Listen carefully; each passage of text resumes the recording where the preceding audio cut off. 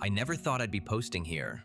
I'm using a throwaway because my cell spends all day on TikTok and Reddit looking for aesthetic home decor ideas. And I don't want this tracing back to me before the lawyers are finished. My hands are actually shaking as I type this, so please excuse any typos. I, 32, have been married to my wife Sarah, F28, for 4 years. Sarah is wonderful. She is kind, patient, and unfortunately, she was raised by a pack of wolves.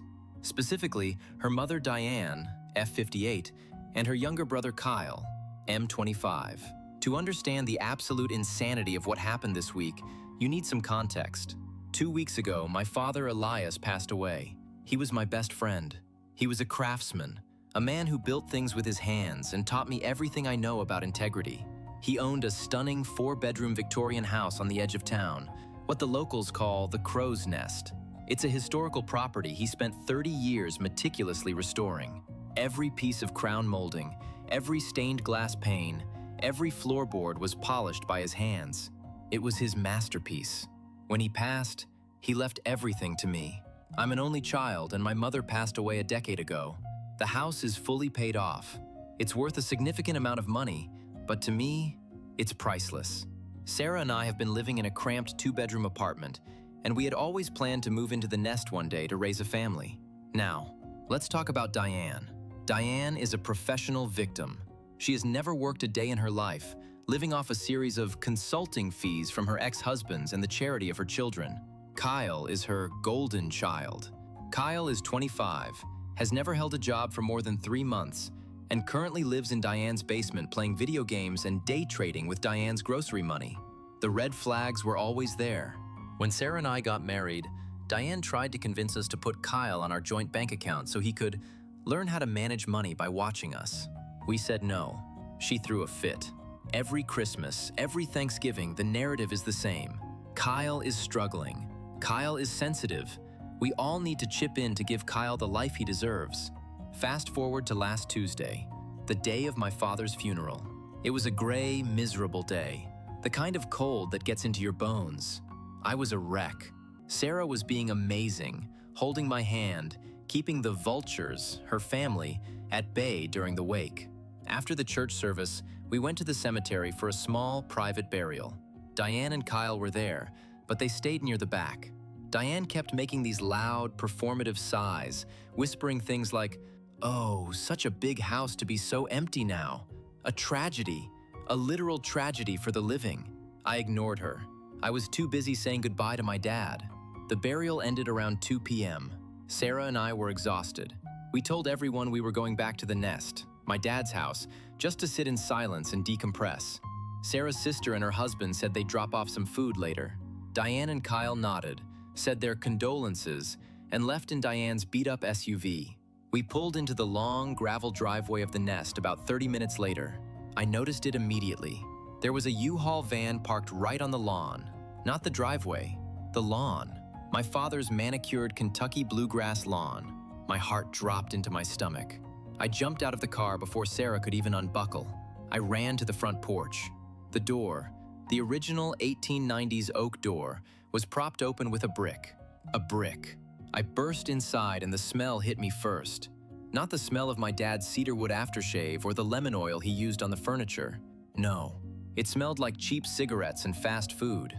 I walked into the grand foyer and found Diane standing there with a clipboard. She was wearing a bright floral scarf, totally different from the black she wore at the cemetery, and she was pointing at the chandelier. Kyle was there too, wearing a stained hoodie, dragging a dirty cardboard box across the hardwood floors. Not lifting it, dragging it. I could hear the grit scratching the finish. "What the hell is going on?" I screamed. My voice cracked. Diane turned around, smiling. Actually smiling at me while I was still wearing my funeral suit. "Oh, Mark, you're back early," she said, her voice light and airy. "We wanted to have the heavy lifting done before you arrived so it wouldn't be a burden on you during your time of grief." I couldn't breathe. The heavy lifting? "Diane, why are you in my father's house? How did you even get in?" She waved a hand dismissively. "Oh, I found the spare key under the gargoyle on the porch. Your father was so predictable. Anyway, we've had a family meeting, me and Kyle, and we realized that you and Sarah already have a lovely apartment. This house is far too big for 2 people.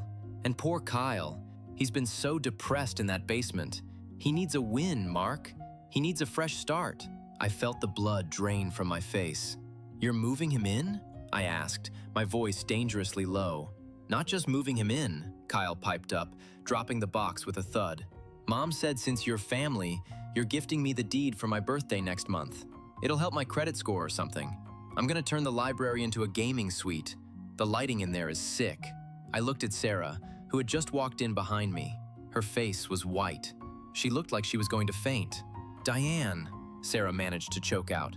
Mom, you can't be serious. This is Mark's father's house. He just died, like 3 hours ago. Diane's face shifted. The mask slipped. The sweet, concerned mother was gone, replaced by the cold, calculating narcissist we all know and loathe. Sarah, don't be selfish, Diane snapped. You have a husband who provides. You have a career. Kyle has nothing. This house was just sitting here. If Mark really cared about this family, he'd want his brother-in-law to be stable. It's what a good man would do. Besides, the paperwork is probably a mess, and Kyle is willing to take it off your hands. Leave, I said. It was a whisper, but it felt like a roar in my own head. Excuse me? Diane huffed. Leave, now, I bellowed. Kyle, pick up that box. If I see one more scratch on this floor, I am calling the police, and I am pressing charges for breaking and entering and felony property damage. Get out. Diane stepped toward me, trying to do that mom power thing where she looms over you. You wouldn't dare. I am your wife's mother. You would arrest your own family on the day of a funeral? Think of the optics, Mark. What would the neighbors say? I don't care about the neighbors, I yelled. I care that you are standing in a dead man's house trying to steal his legacy before his body is even cold in the ground. Sarah, call 911. Tell them we have intruders. Sarah didn't hesitate. She pulled out her phone. That's when Kyle started getting aggressive. He stepped up to me, chest out. You think you're better than me? Just because your daddy gave you everything? This house belongs to the family now. Mom said, your mother is delusional, Kyle. Out, now. They eventually left, but not before Diane screamed at the top of her lungs in the driveway that I was a heartless, greedy bastard and that Sarah was dead to her for taking my side. They left the U-Haul on the lawn. They left 3 boxes of Kyle's dirty laundry in the foyer. That was 4 hours ago. I am currently sitting on the floor of my dad's library. Sarah is in the kitchen crying and calling her sister to warn her. I've already called a locksmith. He's on his way to change every single bolt. I also called a security company to install cameras tomorrow morning. But here is the kicker. My phone has been blowing up for the last hour. Diane has already posted on Facebook. She's telling everyone that I lured them to the house with the promise of helping Kyle, only to violently assault them and throw them out into the rain. She's tagged my father's old friends. She's tagged my boss. She's also claiming that my father verbally promised the house to Kyle years ago because he saw Kyle as the son he never had. My father met Kyle exactly 3 times, and after the 3rd time he told me, that boy has the work ethic of a decorative pillow. I'm exhausted. I'm grieving. And now, I'm at war. Sarah's aunt just texted me saying I should just let Kyle stay in the guest room to keep the peace. Keep the peace? The peace died today. I'm looking at the scratches on the floor where Kyle dragged his box. I'm looking at the brick they used to prop open the door. I feel a level of rage I didn't know I was capable of. I'll update when I can. Right now, I need to figure out how to scrub the smell of Diane's perfume out of my father's curtains. Time passed since last post. 48 hours. I haven't slept. Every time I close my eyes, I hear the sound of that cardboard box scratching across my father's hardwood floors. It's like a physical itch under my skin. Sarah is barely holding it together. She's been alternating between periods of intense, productive cleaning and curled up sobbing on the sofa. Let me tell you about the last 48 hours, because hell doesn't quite cover it. First thing Wednesday morning, I had the locksmiths out here. They didn't just change the locks. I had them install high-security deadbolts on every exterior door and a separate lock on the library. While they were working, I started doing a walkthrough of the house with a notebook. I wanted to document every single thing that was out of place. That's when I realized it wasn't just moving in that Diane and Kyle were doing. They were looting. My father had a collection of antique pocket watches. They weren't just valuable. One of them belonged to his grandfather, who carried it through the Great Depression. It sat in a glass display case on his dresser. The case was empty. I felt my stomach do a slow, sick roll. I ran to the study. My father's silver fountain pen? Gone. A small envelope of emergency cash he kept in his desk? Gone. Even a set of heavy brass bookends shaped like lions, things my dad loved because they were solid and honest, were missing. I walked out into the living room where Sarah was scrubbing the kitchen counters. "Sarah," I said, my voice shaking. "They stole from him. They didn't just break in to live here. They took his things." Sarah dropped the sponge. Her face went from pale to a deep, blotchy red. "They what?" "The watches, the silver, the cash. It's all gone, Sarah. They treated my father's death like a Black Friday sale." I didn't wait. I went straight to the porch to check the Ring camera I'd hurriedly set up the night before. I scrolled back through the footage from the day of the funeral. The footage is damning. It shows Diane's SUV pulling up while we were still at the cemetery. It shows Diane getting out, looking around like a thief, and then, get this, she didn't find a key under a gargoyle. That was a total lie to cover her tracks. She reached into her handbag and pulled out a key that looked exactly like Sarah's. I paused the video and called Sarah over. "Where are your spare keys, Sarah?" She looked confused. "In my black clutch, the one I used for the funeral." She ran to the bedroom and grabbed the bag. She reached in, rummaged around, and then let out a sharp, choked-off sob. "They're gone. Mark, I left my bag on the pew during the service when I went up to give the eulogy. She must have taken them then." My wife's own mother waited until her daughter was standing over her father-in-law's casket, crying her eyes out, to reach into her purse and steal the keys to a dead man's house. I have no words for that level of depravity. While I was processing this, my phone started chiming. Notification after notification. The Facebook post Diane made has gone viral in our local community. She's been busy. She posted a photo of Kyle looking sad in the rain, probably taken right after I kicked them out, with the caption, "It breaks a mother's heart to see such greed." My son Kyle, who Elias, rest his soul, loved like his own, has been made homeless by my own daughter and her husband. We only went to the house to fulfill Elias's final wish of keeping the family together under one roof. Mark became violent. He pushed me. He threatened my boy. Is a house worth more than family, Mark? We are heartbroken and seeking legal counsel to ensure Elias's true wishes are honored. Hashtag family first. Hashtag justice for Kyle. Hashtag greed. The comments were a cesspool. One of my dad's old bowling buddies, a guy named Bill, commented, "I always knew Mark was a bit standoffish, but this is low.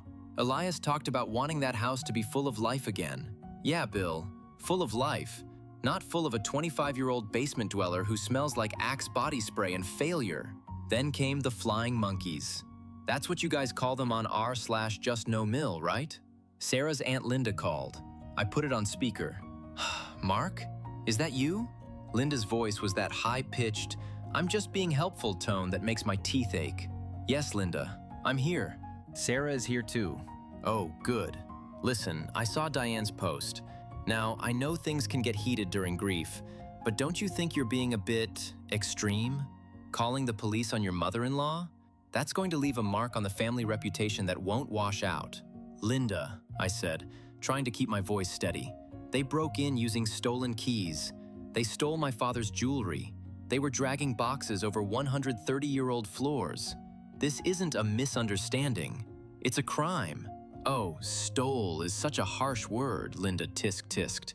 "Diane said Elias told her months ago that Kyle could have the watches. He wanted Kyle to have timeless pieces to help him feel more professional. And about the house, Diane says there's a letter. A letter Elias wrote saying the house should be a family asset." "A letter?" "Linda, there is no letter," I said. "My father was a meticulous man. His will is notarized and filed with his attorney. Everything goes to me. There are no side deals for Kyle." "Well," Linda said, her tone turning cold, "Diane is saying she has proof, and she's talking to a lawyer about contesting the will based on undue influence. She says you manipulated Elias in his final days. It would be much cheaper for you, Mark, to just let Kyle have the 2 upstairs bedrooms. You aren't even using them. Just let him stay there for a year or 2, for the sake of the family." "No," I said. "The answer is no. And if you call back to advocate for a thief, I'm blocking you too." I hung up. I spent the next 3 hours on the phone with my father's lawyer, Mr. Henderson. He was horrified. When I told him about the stolen items and the letter Diane was claiming existed, he let out a long, weary sigh. "Mark," he told me, "this is classic estate interference. They don't have a leg to stand on legally, but they can make your life a living nightmare for the next 18 months if they file enough frivolous motions. As for the theft, did you see them actually take the items on the camera?" "No," I admitted. "The cameras are outside. I didn't have any inside yet." "Then we have a problem," he said. "It's your word against hers, and she'll claim Elias gave them to her weeks ago. However, the breaking and entering with the stolen keys, that's where we squeezed them. Last night, I decided I'd had enough of the high road. I was sitting in my dad's chair, looking at the empty spot on the wall where his favorite clock used to hang, and I felt a cold, sharp clarity. I pulled out my phone and called Diane. I recorded the call. I live in a one-party consent state, thank God. It rang 4 times before she picked up. "Hello, Mark," she said, sounding smug. "I assume you're calling to apologize? Kyle is already packing his things back into the U-Haul. We can be there by noon tomorrow if you're ready to be reasonable." "I'm not calling to apologize, Diane," I said, my voice like ice. "I'm calling to give you one chance. Return the pocket watches. Return the silver. Return the cash. Bring back Sarah's keys. If everything is back on the porch by 8 a.m. tomorrow, I won't file the police report for the theft." There was a silence on the other end. Then, a laugh. A sharp, jagged sound. "I don't know what you're talking about, Mark. Those items were gifts. Elias gave them to me for safekeeping because he knew you'd probably sell them to pay for your fancy life. And as for the keys, I have no idea what you mean. I told you, I found a spare. I have you on camera, Diane. I see you taking the keys out of your purse. I see the timestamp. It was during the funeral." "Cameras can be faked," she shrieked. "You're gaslighting me. You're trying to frame a grieving grandmother. If you go to the police, I will tell everyone that you hit me. I'll bruise my own arm if I have to, Mark. I'll tell the judge you went into a grief-fueled rage and attacked an old woman." Who do you think they'll believe? A big, angry man or a crying mother? I felt a chill go down my spine. She was serious.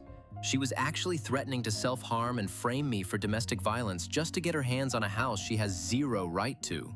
"Is that your final answer, Diane?" I asked. "My final answer is that Kyle is moving in and you're going to give him the deed, or I will destroy your life. I'll call your HR department. I'll tell your boss you're a thief. I'll make sure Sarah never speaks to her abusive husband again. You have 24 hours to decide if you want to be a part of this family or if you want to be a pariah." She hung up. I sat there in the dark for a long time. Sarah came in a few minutes later and sat on the floor at my feet.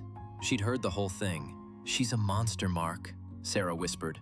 "I always knew she was selfish, but she's willing to put you in jail for a house." "We can't back down, Sarah," I said. "I know," she said, her voice hardening. "Call the lawyer back. And Mark, call the police. I'm going to go on Facebook and I'm going to post the video of her stealing my keys.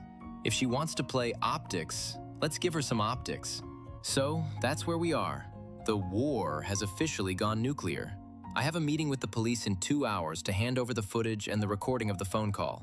My lawyer is drafting a cease and desist, and we're looking into a restraining order. But I know Diane. She isn't going to stop. She thinks she's the protagonist in a movie where the underdog, Kyle, finally gets his inheritance. The scariest part? Kyle hasn't said a word on social media. Usually, he's the loudest one. The silence from his end makes me think they're planning something physical. I've spent the last hour checking the perimeter of the house. I bought a baseball bat. I hate that I felt the need to do that. "Dad, I am so sorry your house has become a battlefield. I promise I'll protect it. I'll update when the police give me more information." Time passed since last update. 3 weeks. I am exhausted. I feel like I've aged 10 years in 21 days. My father's house, which used to be my sanctuary, has felt like a fortress under siege. But the siege broke yesterday, and it ended in the most explosive, satisfying, and heartbreaking way possible. For the last 3 weeks, it's been a legal stalemate. My lawyer, Mr. Henderson, filed the cease and desist. We also filed for a temporary restraining order, TRO, after Diane's "I'll bruise my own arm" threat, which I had recorded. The judge granted it, but the paperwork hadn't been officially served to Diane yet because, surprise, surprise, she was ducking the process servers. She was living out of a motel or staying with friends, also known as more flying monkeys, to avoid being served. Meanwhile, Diane was busy on social media. She started a GoFundMe titled Justice for Kyle, saving a family legacy from a greedy relative. She actually managed to raise $1,200 from distant relatives who didn't know the truth. She used that money to hire a discount lawyer, a guy whose office is literally next to a bail bondsman, to file a formal contest to my father's will. They claimed diminished capacity. They claimed my father didn't know what he was signing because he was drugged on end-of-life medication. It was a disgusting lie. My father was sharp as a tack until his final breath. But then, yesterday happened. Sarah and I had to go to the city for a meeting with the estate's accountants. We left the nest at 9 a.m. I checked the cameras every hour on my phone. Everything seemed fine until 1:15 p.m. My phone started buzzing like a chainsaw in my pocket. Motion detected at front porch. Motion detected at side entrance. Motion detected in living room. My heart stopped. The living room alert meant they were inside. I opened the app and my blood ran cold. It wasn't just Diane and Kyle.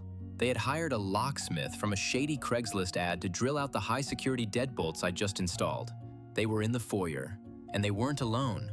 They had 3 other guys with them, Kyle's buddies, and they were carrying out my father's furniture. "Sarah, call the police, now!" I yelled. I threw the car into a U-turn, nearly clipping a curb. "They're looting the house. They're taking the Victorian sideboard." The drive back was the longest 30 minutes of my life. I was white-knuckling the steering wheel, praying the police would get there before they cleared the place out. Sarah was on the phone with the dispatcher, her voice cracking as she explained that there was a restraining order in progress and a felony burglary in high gear. When we pulled into the gravel driveway, it looked like a scene from a disaster movie. Diane's SUV and a rented box truck were parked on the lawn again. They had already loaded my father's hand-carved dining table, the one he spent 3 years building, into the back of the truck. No blankets, no padding, just shoved in there against some rusty metal. I could see a huge gouge in the wood from where they'd hit the door frame. I jumped out of the car before it even fully stopped. "Stop! Get the hell away from that truck!" I screamed. Kyle's friends, who looked like they were barely sober, dropped the chair they were carrying. It hit the gravel and one of the legs snapped with a sickening crack. Diane stepped out of the front door, wearing a silk scarf and holding a glass of my father's expensive 20-year-old scotch. His scotch. She looked at me with this terrifying glazed-over look of triumph. "You're too late, Mark," she purred. "We have the letter. We found it in the safe. The house is Kyle's. We're just repossessing the contents before you can hide them. There is no letter, Diane, and that safe was locked with a digital code. You broke into it. It's a family emergency, Mark," she said, waving the glass. "The law doesn't apply to family." That's when the sirens started. 2 cruisers roared up the driveway, followed by a third. Diane didn't even flinch. She actually walked toward the lead officer, putting on her distressed old lady act instantly. It was like watching a demon put on a human mask. "Officer, thank God you're here," she wailed, her voice suddenly trembling. "This man, my son-in-law, has been keeping us from our rightful inheritance. He's been threatening us. Look at how he's screaming. I'm terrified for my life." The officer, a veteran sergeant named Miller, didn't look impressed. He looked at the box truck, then at the shattered dining chair on the gravel, then at me. "Sir, are you the homeowner?" he asked me. "I am," I said, handing him my ID and the filed deed. "And this is the temporary restraining order that was issued 3 days ago. They drilled the locks to get in. They are currently stealing historical furniture and property." Sergeant Miller turned to Diane. "Ma'am, do you have a deed? Do you have a court order allowing you to remove property?" "I have something better," Diane shouted. She pulled a crumpled piece of paper from her pocket. "I have a letter from the deceased. It says everything goes to Kyle." She handed it to the officer. I stepped closer to see it. It was a joke. It was written in blue ballpoint pen on a piece of yellow legal pad. It said, "I, Elias, give everything to my favorite grandson Kyle because Mark is mean. Signed, Elias." The signature didn't even look like my dad's. My dad had beautiful architect-style cursive. This looked like a toddler had tried to draw a mountain range. It was a forgery so bad it was almost insulting. Ma'am, Sergeant Miller said, his voice dropping an octave. This isn't a legal document. This is a piece of scratch paper, and you broke a deadbolt to enter this residence. It's a divine right, Diane screamed. She realized the Sweet Lady Act wasn't working, so she went full nuclear. She turned to Kyle, who was cowering behind the truck. Kyle, tell them Elias wanted you to have the house. Kyle, bless his idiocy, decided this was the moment to be alpha. He stepped forward and shoved Sergeant Miller. Get off our property, pig, Kyle yelled. Time seemed to slow down. In about 4 seconds, Kyle was face down in the gravel, his hands being wrenched behind his back. The sound of the handcuffs clicking was the most beautiful music I have ever heard. Get your hands off him, Diane shrieked. She lunged at the officer, trying to claw at his face. The second officer didn't hesitate. He grabbed Diane's arms and spun her around. She started kicking and screaming, calling Sarah a traitorous whore and me a thieving bastard. She actually tried to bite the officer's hand. They hauled both of them toward the cruisers. As they were being loaded in, Sergeant Miller looked at me. We're going to need a full inventory of what was moved into that truck. And sir, I'd suggest you check your father's safe. If they broke into that, we're looking at additional felony charges. I walked into the house, my heart hammering against my ribs. Sarah was right behind me, crying silently. We went to the library. The safe, a heavy, fireproof floor safe, had been attacked with a sledgehammer and a crowbar. They hadn't managed to crack the code, but they damaged the mechanism so badly I had to call a specialist to open it later. But then I saw it. Kyle's buddies had left their bags in the foyer when the cops arrived. I opened the first one, my father's pocket watches. All of them. They were wrapped in dirty gym socks. The silver fountain pen, the brass lions, and this made me fall to my knees. My mother's wedding ring, which my father had kept in a velvet box in his nightstand. They hadn't just found these things. They had been systematically stripping the house of every small, high-value item since the day of the funeral. Last night was a blur of police statements, evidence bags, and locksmiths. Again. Diane and Kyle are currently in county jail. Diane is being charged with burglary in the second degree, trespassing, resisting arrest, and battery on a law enforcement officer. Kyle is facing the same, plus a felony assault charge for shoving the sergeant. The flying monkeys have gone silent. Aunt Linda hasn't called. The GoFundMe was taken down for fraudulent activity after I sent the police report to the site administrators. But the victory feels hollow. I'm looking at the gouge in my father's dining table. I'm looking at the broken chair. The house feels violated. It doesn't feel like the crow's nest anymore. It feels like a crime scene. Sarah is devastated. She had to watch her mother being tasered. Yes, she got tasered when she tried to run back into the house to grab the letter. No matter how much of a monster Diane is, that's still Sarah's mother. The trauma of this is going to take years to unpack. I thought this was the end. I thought once they were in handcuffs, it would be over. But this morning, I got a call from a private number.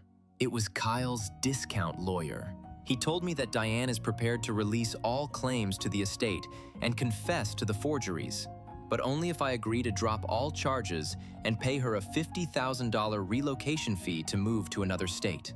He called it a family settlement. I told him to go to hell, but it makes me realize, even behind bars, she's still trying to negotiate with my father's ghost. She truly believes she is entitled to a payout for her own crimes. I'm going to spend the next few weeks repairing the furniture. I'm going to sand down the scratches Kyle made. I'm going to buff out the marks from the crowbars. I'll update you one last time when the sentencing happens. Dad, the table is back in the dining room. It's a bit scarred, but so am I. We'll get through it. Time passed since last update. 18 months. I'm sitting on the back porch of the crow's nest as I type this. It's a warm evening, and the cicadas are loud in the oak trees my father planted 30 years ago. There's a glass of lemonade next to me, and for the first time in nearly 2 years, I can breathe without feeling like there's a lead weight on my chest. A lot has happened. The legal system moves at the speed of a tired snail, but eventually, it reaches the finish line. Let's talk about the sentencing first. The discount lawyer tried everything. He tried to claim Diane had a psychotic break brought on by the grief of losing her dear friend, Elias. He tried to claim Kyle was a vulnerable young man led astray by his mother. But the prosecution had the video. They had the recording of Diane threatening to frame me for domestic violence. They had the 911 call. And most importantly, They had the physical evidence of the looted items in the gym socks. The judge was a no-nonsense woman who looked like she'd seen 1,000 Dianes in her career. When Diane tried to weep in the courtroom, that same performative dry-eyed wailing she did at the funeral, the judge actually told her to be silent and show some respect for the court. I almost cheered. Diane was sentenced to 3 years in state prison for second-degree burglary, felony theft, and witness intimidation. Because of the frame job threat and the prior history of harassment, she wasn't eligible for the minimum. Kyle? Kyle took a plea deal. He turned on his own mother. Can you believe that? The golden child ratted out Diane to get a lighter sentence. He testified that the letter was Diane's idea and that she had forced him to help her move the furniture. He got 18 months. He's currently in a minimum security facility, and from what Sarah hears through the grapevine, he spent most of his time crying because they don't have high-speed internet for his gaming. Sarah and I have gone completely NC, no contact, with the entire side of her family. Aunt Linda tried to reach out one last time after the sentencing. She sent a long, rambling email about how forgiveness is a gift you give yourself, and how we should fund Diane's appeal if we ever wanted to see the family together for Christmas again. I didn't even reply. Sarah took the laptop, typed "unsubscribe from this circus," and blocked the address. I've never been more attracted to my wife than I was in that moment. Speaking of Sarah, she is the real hero of this story. It wasn't easy for her. She went through months of intensive therapy to deal with the gilded cage upbringing Diane put her through. She had to mourn a mother who was still alive, a mother who chose a house over her own daughter's happiness. But look at us now. We moved into the crow's nest permanently 8 months ago. We sold our apartment and used the money to fully restore the damage Diane and Kyle caused. I spent 4 weeks on my hands and knees in the foyer, hand sanding the scratches out of the floorboards. It was meditative. Every stroke of the sandpaper felt like I was erasing a little bit of their poison. You can still see the faint outline of the gouge in the dining table if the light hits it at the right angle. I decided not to fill it in. It's a battle scar. It reminds me that we fought for this place, and we won. The library is no longer a potential gaming suite. It's exactly what my father intended it to be. His books are back on the shelves. The brass lions are guarding the desk. And his pocket watches? They're back in their display case, ticking away in perfect synchronization. Sometimes, when it's very quiet, I sit in his chair and just listen to them. It sounds like a heartbeat. But here is the best part. About 3 months ago, Sarah walked into the library while I was cleaning my father's old drafting tools. She was holding a small box. "Mark," she said, her voice trembling. But this time, it was with joy. "I think the house needs one more person." Sarah is 5 months pregnant. It's a boy. We're naming him Elias. I spent this morning in the room that would have been the guest room, the room Aunt Linda wanted Kyle to live in. I've stripped the old wallpaper. I'm painting it a soft, warm cream. I'm building a crib out of the same cherry wood my father used for the library shelves. Diane tried to send a letter from prison last week. It was addressed to the occupant. She clearly knows she's blocked everywhere else. I didn't open it. I didn't need to. I could smell her perfume through the envelope, that same cloying, artificial scent. I walked out to the fire pit in the backyard, the one my dad built with river stones. I dropped the letter into the embers. I watched it curl into black ash and float away into the night sky. The peace that Diane tried to destroy? It's finally back. This house isn't just a building anymore. It's a fortress of the life we're building. It's a place where a little boy named Elias will grow up knowing that family isn't about blood or entitlement or gifting deeds. It's about the work you put in, the promises you keep, and the legacy you protect. I think my dad would be proud. I think he'd look at the scarred dining table and the nursery in progress and he'd smile. He'd probably tell me I missed a spot with the varnish, but he'd be smiling. Thank you, Reddit, for the advice, for the red flag warnings, and for being the community I needed when I was sitting on a cold floor in the dark, wondering if I was the crazy one. I wasn't. I was just a son protecting his father's heart. Signing off for the last time from the crow's nest.